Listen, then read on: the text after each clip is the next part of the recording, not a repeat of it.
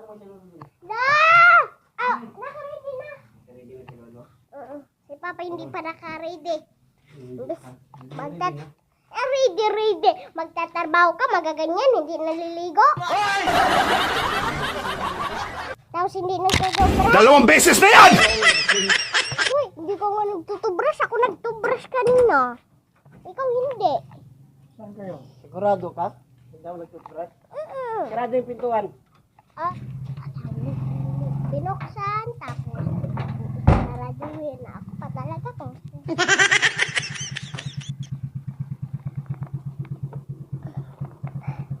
Sakay na! So ayun na nga mga marites, andito na kami sa syudad para si Lolo magkuha ng eyeglasses niya. Mga marites, kung may problema kayo sa mata ninyo at malabo na yung mata ninyo, punta lang kayo dito. Number 7, Rizal Street, Surigao City, Surigao del Norte.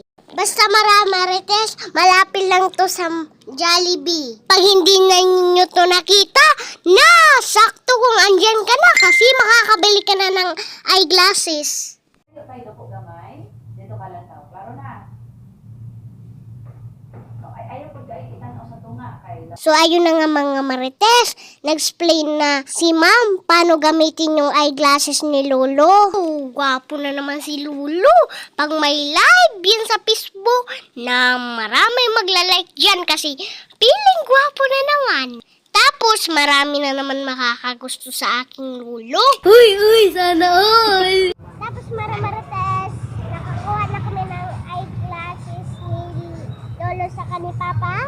Nagugutom na ako kaya uuwi na kami. Basta talaga nakikita ng Jollibee. Diretso pa! Gutom na ako!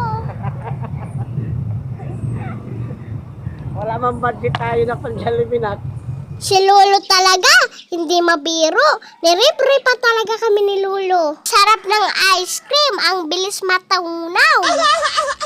Tagal maubos, sulit ka talaga. Dito lang yan sa Pick Me. Thank you Lolo sa pagribre, sa ulitin. So ayun na nga mga marites. Paano ba yan? Hanggang dito lang yung vlog ko. Bye-bye, see you for next vlog. Like and subscribe. I love you.